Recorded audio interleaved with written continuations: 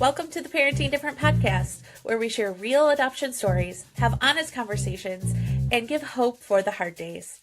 We're here to encourage parents, build understanding, and make sure that every child is seen, heard, and valued. Welcome to the Parenting Different podcast. My name is Anna Bernacki, and today we have with us Dolly Regier. I'm so excited to have you with us, another adoptee and adoptive mom. It's always fun to connect with other people who have similar, although wildly different, but similar stories, right? We both are experiencing two sides of the adoption triad, which is always fun to connect with people who understand how complex that is. Introduce yourself to us and tell us who you are. Sure. Thanks for having me. I'm excited to be here. Yes, my name's Dolly Regier, and right now am in southwestern Nebraska, a small rural town called Madrid. It's about 300 people, and I am an adoptee. I was adopted when I was a baby from South Korea. I'm also an adoptive mom, and I have 3 kids. One adopted, 2 bio, and I've been married for about, 26 years. And right now, I am a neurofeedback trainer or provider that I do for mainly adoptive and foster families. And I do it remotely and in your home. That is so interesting. I absolutely love that. So, growing up as an adoptee, obviously you knew you were adopted. How was that growing up in a home with a different race? I actually have 6 kids in my family, and 4 of those 6 kids were adopted. Yes, my Okay. parents always wanted to adopt, and so 2 of their kids are biological to their family themselves, and then 4 of the 6 kids were adopted, 2 from South Korea and then 2 from India. Now, my 2 brothers from India were biologically related siblings, and then my other brother, he was adopted from Korea, but we are not biologically related.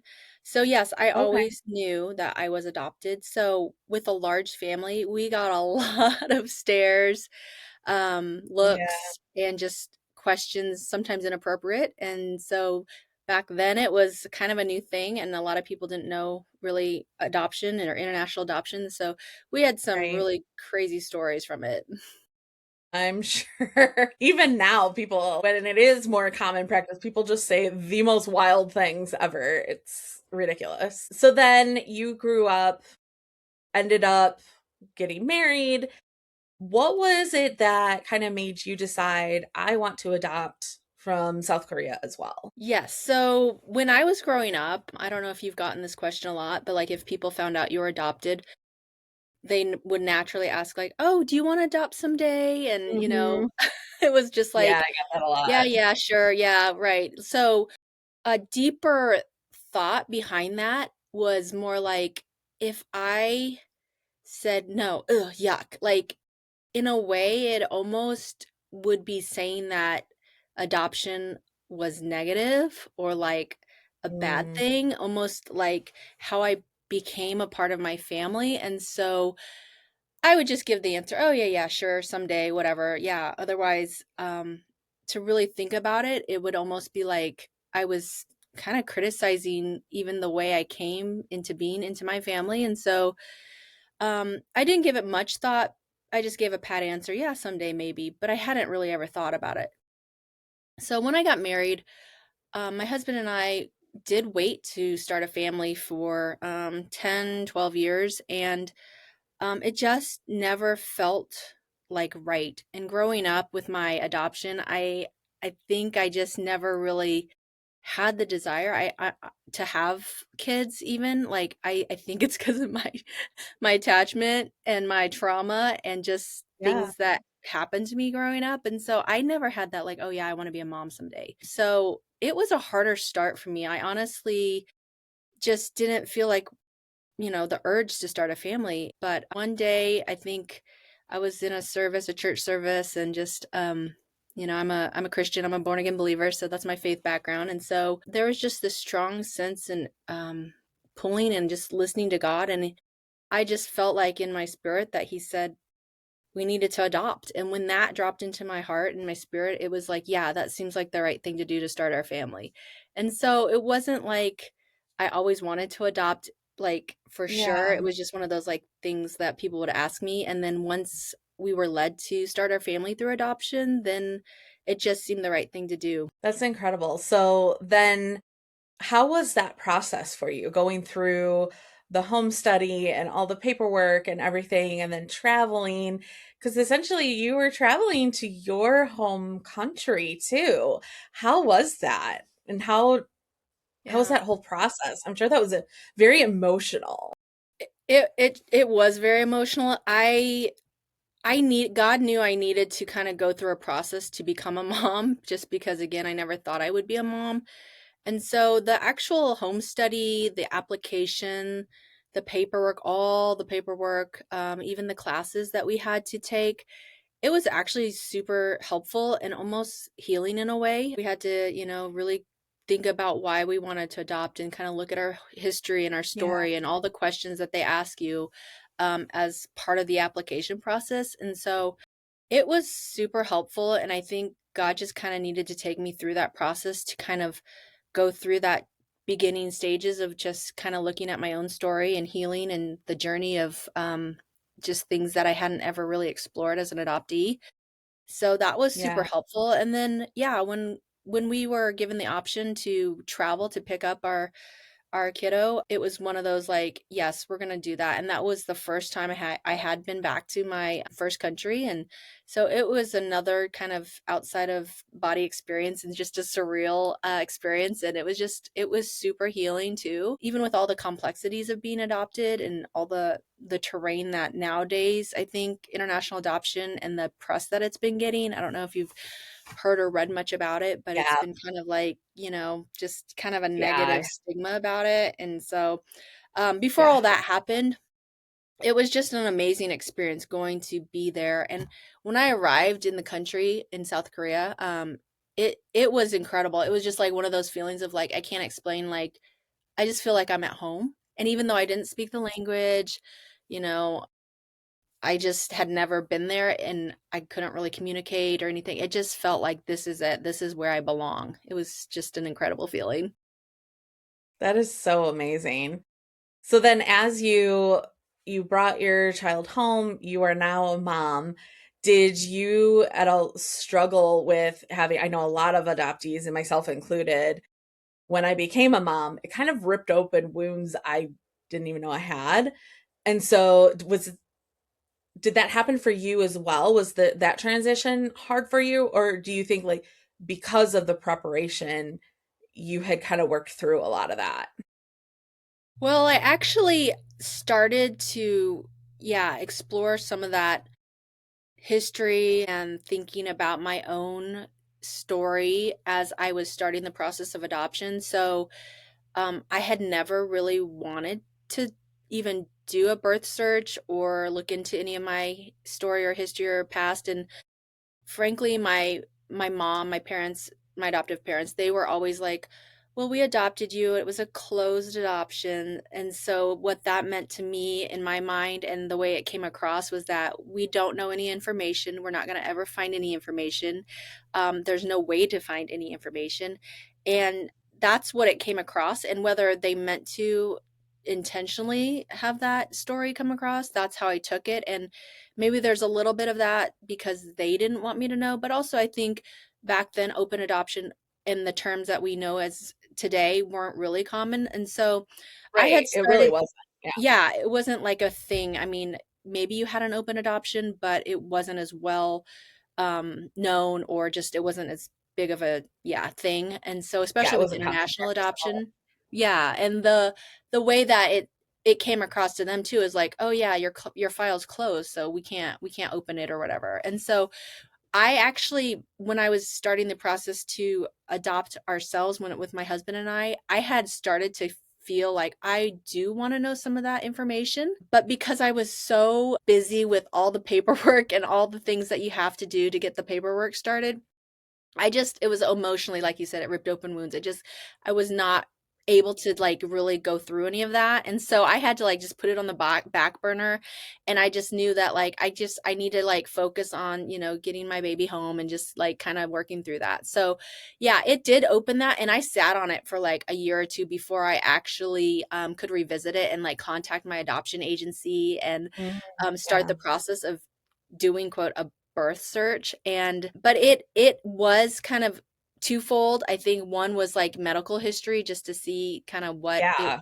what I could have, because I didn't know. And then also just like if I have other family, not just like birth parents, but like siblings, half siblings, whatever it Right. is. So emotionally, like you said, it was such a huge deal that I had to just like put it on the shelf for a year or two, like before I could even like revisit that whole topic Yeah, research. 100%. Yeah. So how old was your child when you adopted? We adopted her when she was about 2 years, 22 months, 22. Yeah, Okay. we brought her home, so we were able to do that when she was about 2. Did you see a lot of things in her that you had also experienced as she was growing up and discovering her identity and who she is? Has that ever kind of light bulbs where you're like, wait a minute, I felt that way too, and I thought it was wrong, but actually, this is normal? Did you ever have any of those experiences with her? Yes, for sure, and she's like a teenager now, and so there's different seasons and stages, but I find myself saying to my husband a lot, like, I know exactly how she feels, especially like during the Yeah. teenage years and the teen angst and just Yes. questioning identity and like, where do I fit? Where do I belong? And especially we live in such a small rural town that we both stick out like sore thumbs. Like there's not much Mm, diversity. I'm pretty sure we're the only Asians. There might be one or two, but there's not a lot of minorities and diversity. So when right. we when we talk about stuff, it's like I know exactly how she's feeling. Doesn't mean that I can fix it or like help her Right. understand, but Right. I have myself I know I can just, like, put myself back in there and just realize I feel like just the identity question she has and where do I fit and belong, and you I felt like I never really fit, like, even and I grew up in a very diverse, city with a lot of, minorities, but even then, I just never felt like I belonged here or there fully, and so it's definitely something that I think I understand how she feels, but I don't know if she really truly understands that I know how she feels. Yeah, So, for yeah. sure. I wish Well, I and I could think convey it. sometimes, yeah, and I think sometimes you hear those the things that they say or the behaviors that come out, and sometimes it's just recognizing, like, what's underneath it, and while Mhm. maybe it's not necessarily a connecting moment over that, you can also give grace in some of those areas because it's like, no, this isn't, like, sometimes it's straight up teen angst, Right. like, sometimes it is, and sometimes Uh-huh. you're like, "No, there's something deeper here, and we're gonna let this go because she needs to process through that." And I've found that a lot with my kids as well. Yeah. Yeah.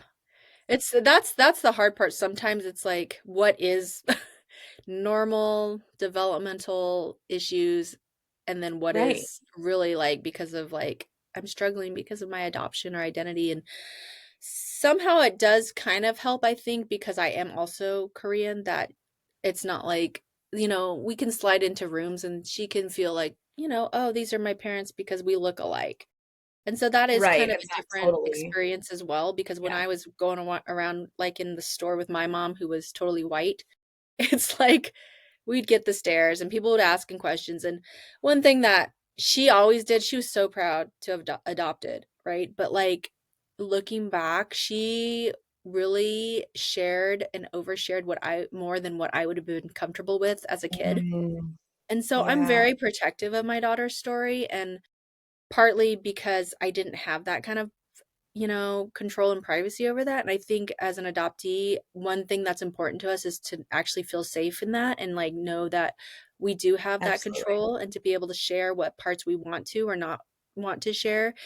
And I know my mom meant well and she was again so happy, but that was her experience. And then when I was growing up, it was always like a silver lining to everything. Like adoption was so great. We loved you, we wanted you, and we chose you. And I never really felt the impact of what adoption truly is and the loss that it can hold, and Right. the other side of it, the grief and the loss and the pain that adoption really is for us to, for me to become into a family, coming into a family. Like there was loss on my side and, my biological parents' side, but yet she was only seeing the happy side. So I'm just super careful and try to guard her story. And it's not like we're ashamed or embarrassed by it, but I really try not to Right. overshare. Yeah, 100%.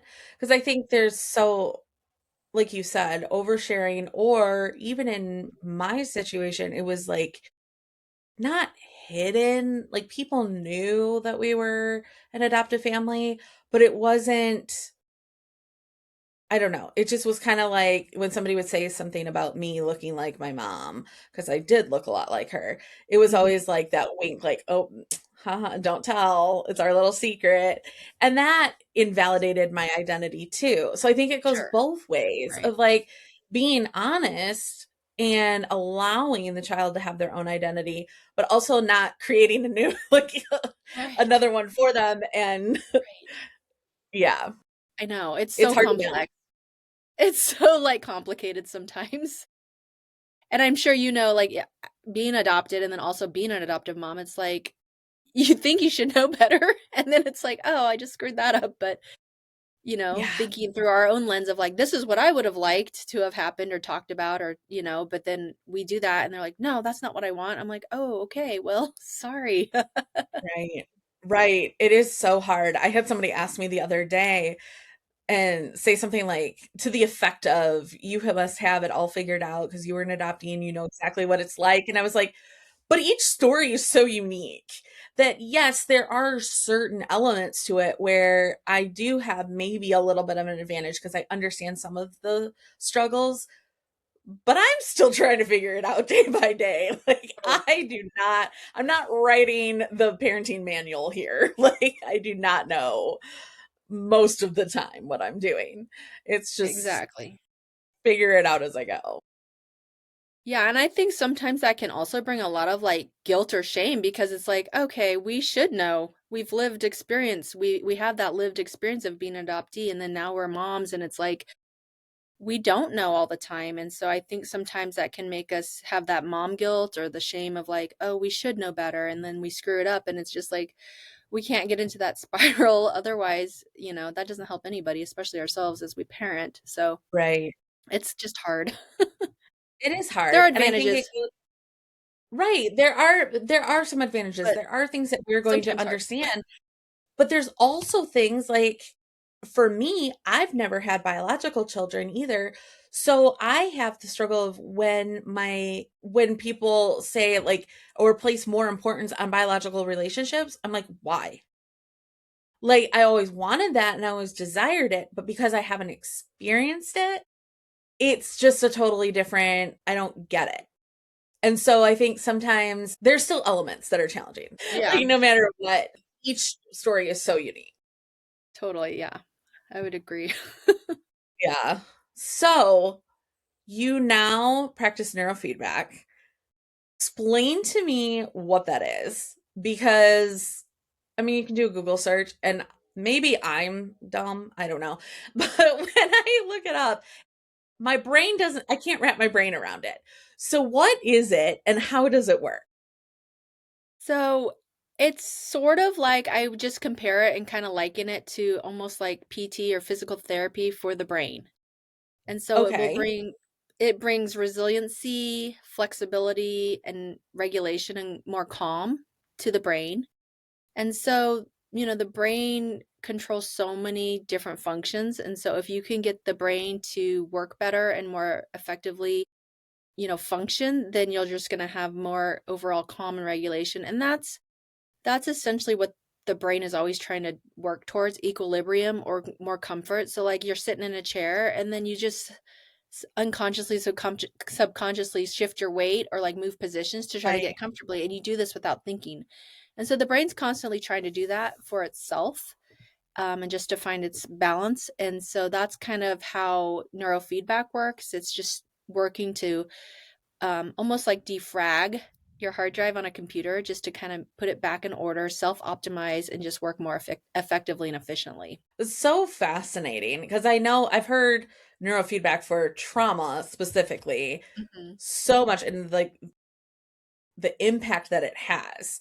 So, I have a system. What we work with, it's called Neuroptimal, and it's more of a wellness model. And it actually has the technology built right into the software. So the technology is so advanced, and that's how we can do it at home and train at home. And so it's a dynamical, non-linear form of neurofeedback as opposed to a traditional medical model, which with a medical traditional model, you would start with like a brain map and a diagnosis.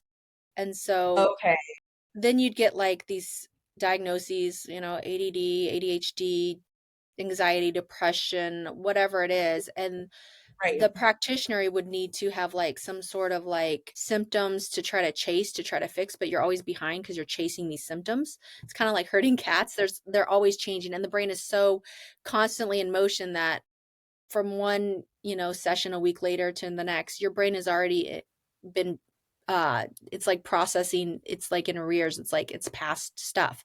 So what we do is in real time present. Yeah, we just basically use this laptop. It's on a Microsoft tablet or um, laptop. So we hook it up, and the software is built into the machine.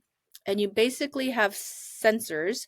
So two sensors that apply to the top of the head, two on the ear, and then one on the left. And basically, that is the information the scalp is giving off, the brain is giving off the information to these sensors, and it goes through the computer. It gets amplified. The program gets that information and then feeds it back to the brain, hence the term neurofeedback. And then the brain decides what to do with it. It's determining whether or not it needs to pay attention or not pay attention to the information that it receives to know that, okay, hey, this isn't working optimally. I need to like adjust or change or, just kind of fix itself. So it's very self um, regulating and self adjusting. So it's kind of that is like so a fascinating. good metaphor is like a toddler learning how to walk. So we don't Okay, really teach toddlers how to walk. They're just sure, learning through this continuous feedback loop of like, I'm taking a step, falling down, adjusting, taking a step, getting the information. How do I need to adjust? And so eventually they just learn from that whole process feedback loop of how to walk. And the brain just has gotten this information on how to, reach its unique center of gravity and what steps and gait. And everybody has their own unique process of learning. As long as there's not like a major dysfunctional thing going on, most toddlers, kids learn how to walk just on their own, right? right, We're not sitting there telling them, "Hey, take a step here." I mean, sometimes we might try right. to Put like one help leg them. in front of the other, Yeah, right, but we're not like taking a foot and moving it and like unless there's like major like interruptions or dysfunction with it. So that's what the brain's doing. It's like, "Hey, I have this inherent reflex called the orienting reflex, and it pays attention and it keeps us alive and awake and it keeps us safe." And so just imagine like when you're driving down the road in a car down the highway and there's rumble strips on the side of the road. Well, say you start to drift or turn off the road and you start hitting these rumble strips. Now, if you're not paying attention, it's an alert and a warning sign like, oh, I need to get back on the road. It's like helping you go back to the direction and stay straight and, kind of where you need to go. But if you're purposely pulling off, you know how to override that. And so the brain knows how to like pay attention to the information. Do I need this information? Do I pay attention to this information or is it fine? Do I bypass it? Do I just, override it? And so that's how neurofeedback works. It just knows intuitively how to fix itself. Just like if you have a stray that's hair so out, you just crazy. start to fix it. Like you look into the mirror, you have a crumb, you just kind of just wipe it away. It's just intuitive. You just start to do it. That is so fascinating. So I know a lot of times it is used in PTSD and a lot of like severe trauma, right? So do you see a reduction in, let's just say, panic attacks or, big meltdown? How long does it take to start to work and start to reshape that brain? I'm sure everybody's unique, but Hmm. on average, like depending on severity, I Yeah. guess. So like you said, everyone's unique and different. So it honestly does depend. But if you think about a bell curve, so it goes up, reaches the peak, and then comes down. The average I would say number of what we call sessions would be like 30 to 60. Okay. There's no set number. You can't overtrain. Just whatever more training, like the more training you do, just the more benefit you will receive. And you'll just start digging into those stuck points or those things that aren't serving you as well, and those habits that aren't serving you well. You'll just start to dig those out and get those stronger or get rid of them and start just like trimming those away. But kids respond a lot probably better sooner just because their brains are so flexible and plastic is, they're just haven't Yeah. had all the years of like trauma and things that have sticking points than adults. But it just does depend. And I found the families I work with because I do work a lot of times with kids that have had trauma or early complex developmental Mhm. trauma or relational trauma.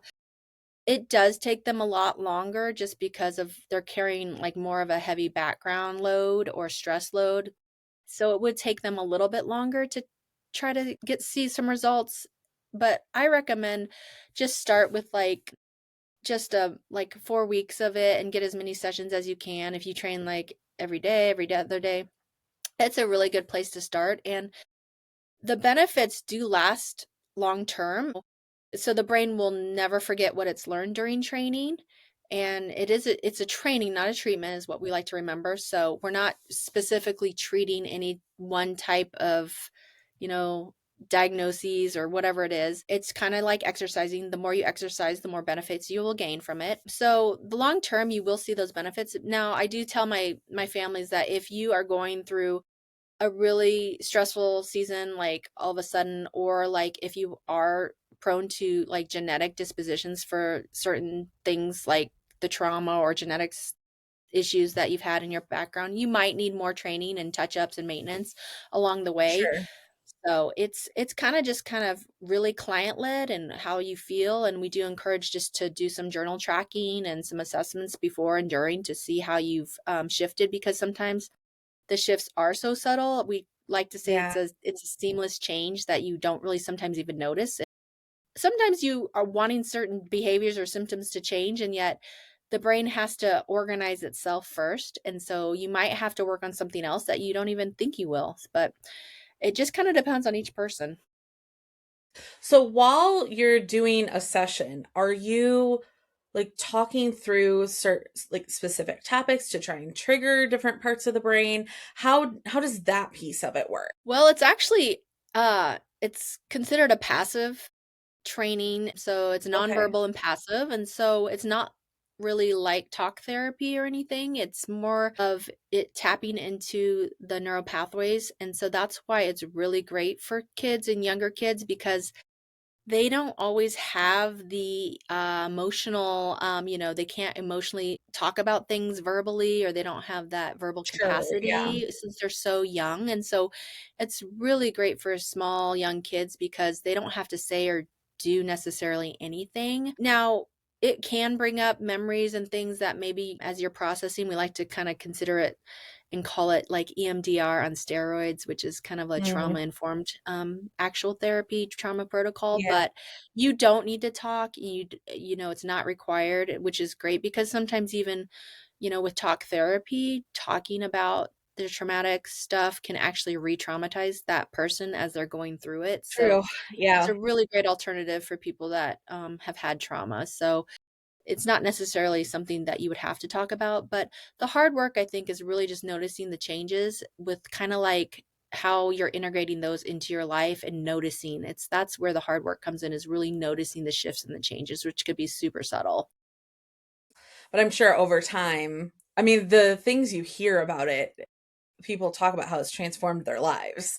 For So sure. it has to be Powerful. monumental over time. Right, it's super simple and you wonder, but it the technology's there and it's a simple thing to use. It's easy, almost too easy, and you wonder how it can be so powerful, but it does. It's just Yeah. amazing. That's It's why I'm so like trying to amazing. wrap my brain about it around it. I'm like, wait, where are we working on stuff? It just sounds too simple.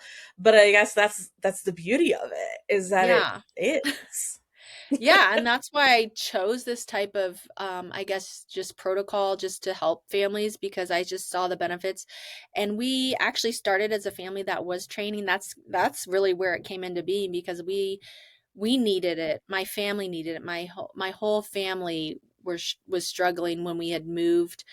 We used to live in Kansas City for about 15, 16 years and doing full-time ministry. And just after moving to a small rural town, we just lost a lot of the, resources that we were doing. There weren't very many, Yeah. probably none. And so we really needed something to help us. And I was struggling. And so I just found myself researching, and then when I found this, I knew we were going to do it, the whole family, and the benefits for myself have been incredible. Like I wasn't activated as much, triggered, especially with parenting, some of those things like when you have your own trauma background and you get put in with your kiddo that has some trauma, it's like it's just not a happy soup cocktail going Right. on. And you can like Yeah. really get it going on. Yeah. So do you recommend that families do it not together, but like all at the same time or work one at a time? How do you recommend for that? Yeah, I highly recommend the entire family trains because of a concept called mirror neurons. And it's like, when you yawn, it's kind of contagious. Well, we have the Yeah. same thing going on in our family systems. And so if mom's brain is functioning more Interesting. optimally and more regulated and calm, and the parents are more calm and regulated as they're training, that is just going to be help the benefits of the child's and the children's brain to work more optimally and become more calm and regulated. And so that's kind of where I really do recommend that the whole family trains. And with the type of model with my business, I send it out the systems to the family, and again, it's almost like required, like the whole family needs to train, at least the parents and the child, because it's just super beneficial because of I mean, you're wanting success, and so why not do it as well, because the whole family can do it with the type of model that I do. That's incredible. I love Mhm. that. What was the process like to become practitioner? Is that the word you would use? Sure, yeah. What was that process like? Well, I actually have been parenting my daughter, with trauma for, I guess, over a decade, almost 15 years, 14 years. So I am just a studier and a researcher. And so Mhm. when I got on the path of just being trauma informed, trauma aware, trauma responsive, there's so many resources that have been helpful over the years. And so one of the books I had read was called The Body Keeps the Score by Dr. Bessel van der Kolk. And so he's kind of gotten the word out of what can help with trauma and just recovery and all these strategies in that book. And one of the chapters on is in there is called neurofeedback. Now he's talking about more of the traditional medical model where you do need a like Sure. a brain map and everything, but just the success and testimonies in that book really got me thinking. And then when I moved to this small town, I needed something to do for myself. I was kind of drowning again, just myself trying to find my place where I fit, just Yeah. and not having a lot of resources and then just being kind of isolated. And so I actually went back and got my master's degree in education in neuroscience and trauma. And so Wow. we had to do a lot, like a capstone project research, final thesis project. And so mine was on basically trauma recovery strategies. And so I researched, the heck out of different types of protocols and strategies, just all these. And then what I found was the one that just made sense. I kept coming back to neurofeedback. And there's a lot of good ones out there. But Yeah. again, it's more active. You have to have resources like equine therapy. You need a horse, art Right. therapy, Right. you need people, and like again the resources were not there. And so we Yeah. had been doing some family therapy with my daughter and then some occupational therapy, which is kind of like a trauma informed therapy, but again she just would show up super resistant and obstinate and wouldn't do what she was supposed to do with the exercises or not talk in her sessions for family therapy.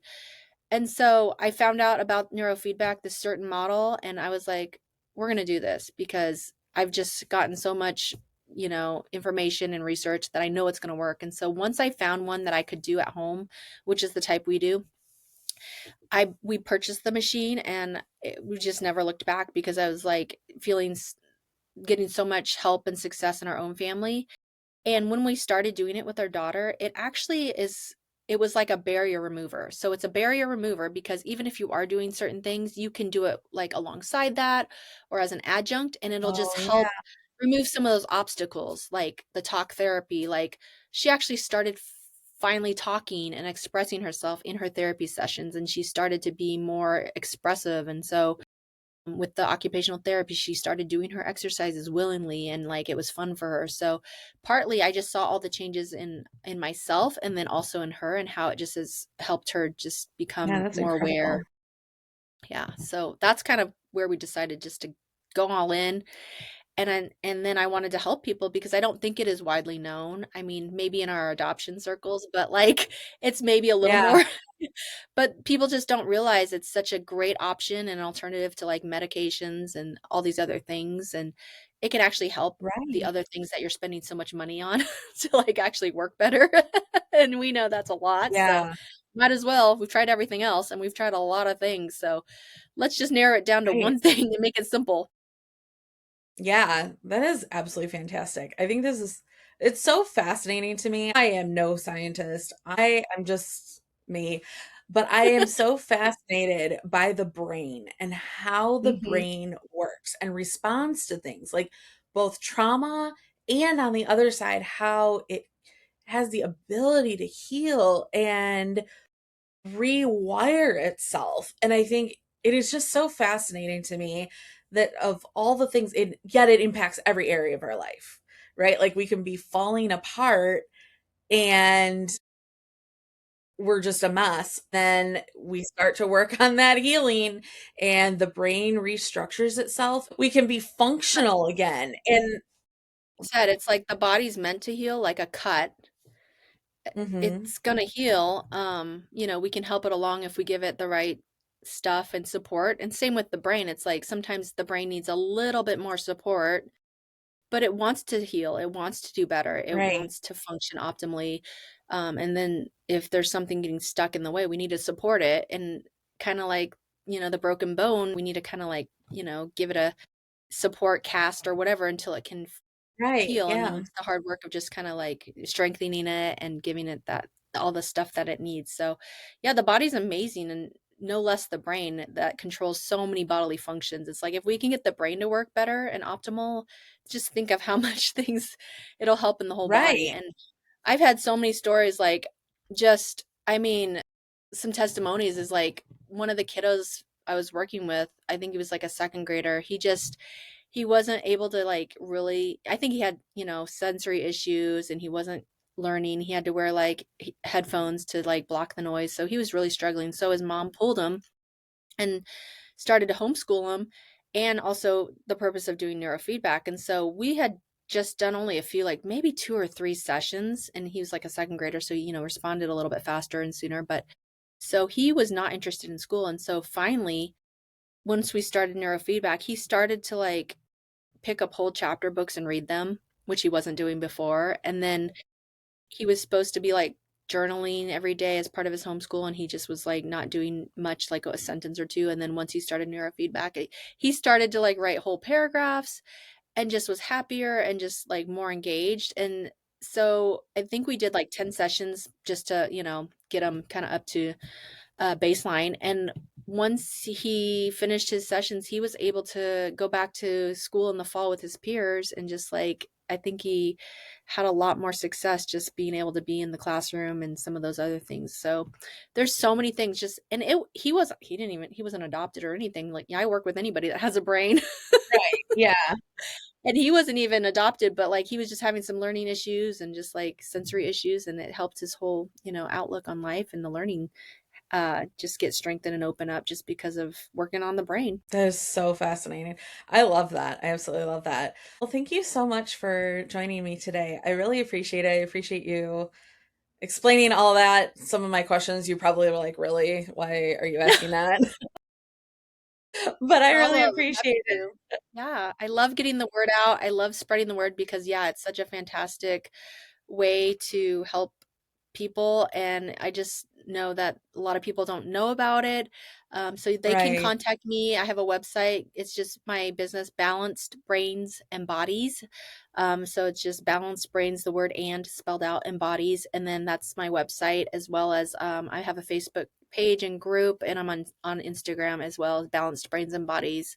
So I hope people can just reach out or email me, and I'd love to Yeah, get in for touch with them. sure. And even I do like a 15-minute consultation discovery call for free if they're interested, just to see if it's right for them, to try to see what they are dealing with. And I'd love to help them. Amazing. That's incredible. Thank you so much. I Yeah. really appreciate it. Of Well, thanks for having me. I really appreciate it. I enjoyed our time course. together.